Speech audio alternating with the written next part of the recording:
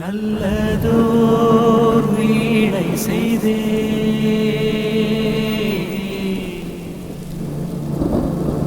அதை நலம் கெட பொழுதில் எறிவதுண்டோ? நல்லதோர் வீணை செய்தே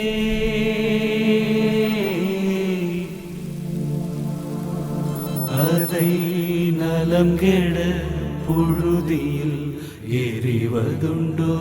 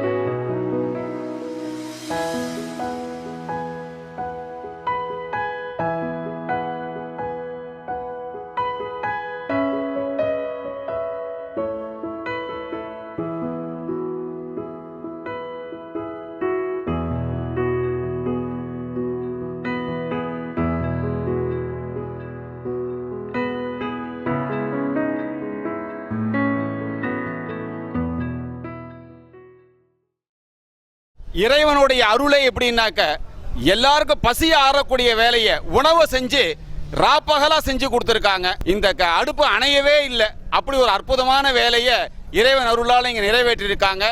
மக்கள் தான் கடவுள் அப்படிங்கிறத பிரத்யட்சமாக பார்த்தவர்கள் இவங்க எல்லாம். இவங்களை பற்றி இவங்கள்ட்ட சில விஷயம் நாம் தெரிஞ்சுப்போம். எப்படி தயார் பண்ணீங்க சாப்பாடு? இங்கே நாங்களாக கேட்டு வந்தோம். குடியாத்தத்துலேருந்து நாங்கள் வரோம். குடியாத்தத்துலேருந்து வந்து நாங்களாக கேட்டுட்டு வந்தோம். இங்கே தேவைப்படும் நிவாரண பணிக்காக. வந்ததுலேருந்து பார்த்தா இங்கே சமையல் செய்யறதுக்கு ஆள் இல்லை.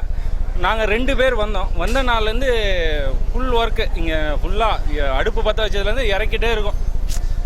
எத்தனை டன்னு செஞ்சோன்னு எங்களுக்கு தெரியல.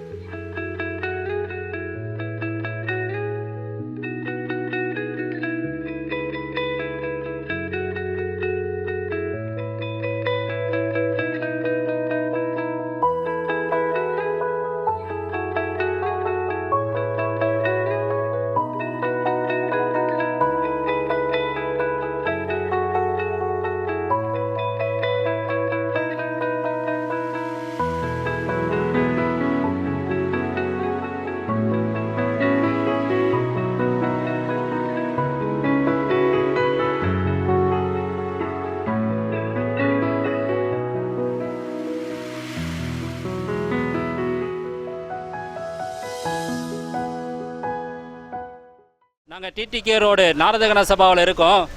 நம்ம கூட வந்து டாக்டர் பத்மா சுப்பிரமணியம், உலக புகழ்பெற்ற பரதநாட்டிய கலைஞர், அவங்க இருக்காங்க.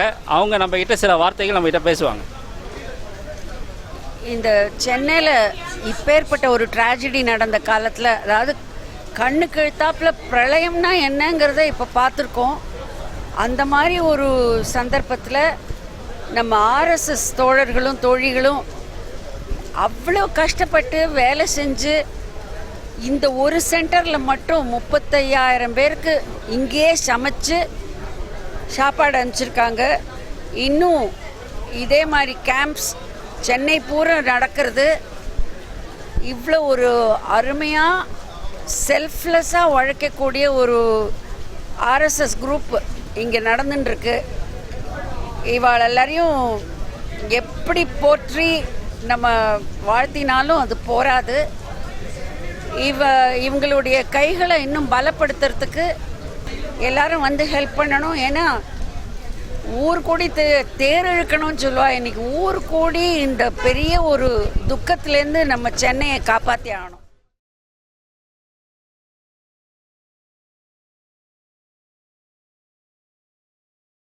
ஐயா வணக்கம். வணக்கம்மா. வணக்கம். உங்கள் பேர்? டாக்டர் நீலகண்டன். டாக்டர், இந்த பில்டிங்கோட ஓனர் நீங்கள் தான் சொன்னாங்க.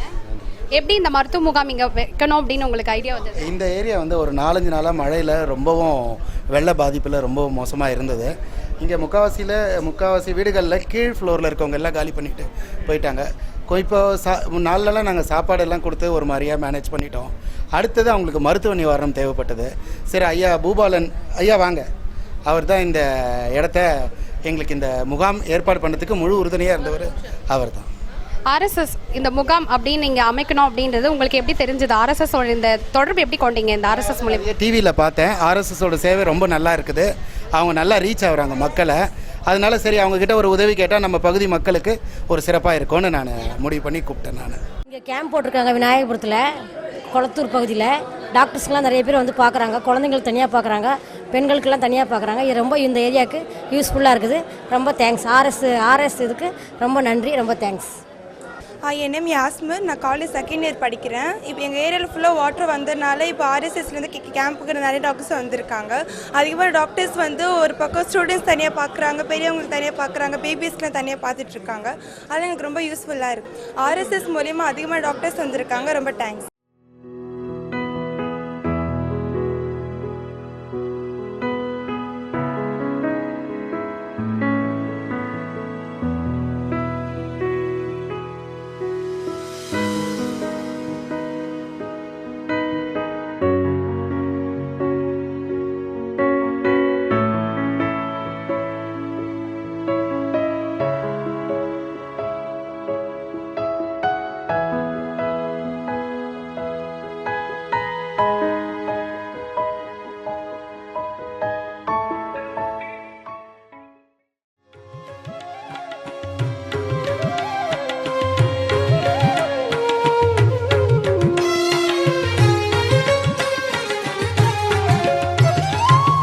காணி நிலம் வேண்டும் பராசக்தி, காணி நிலம் வேண்டும், காணி நிலம் வேண்டும் பராசக்தி, காணி நிலம் வேண்டும்.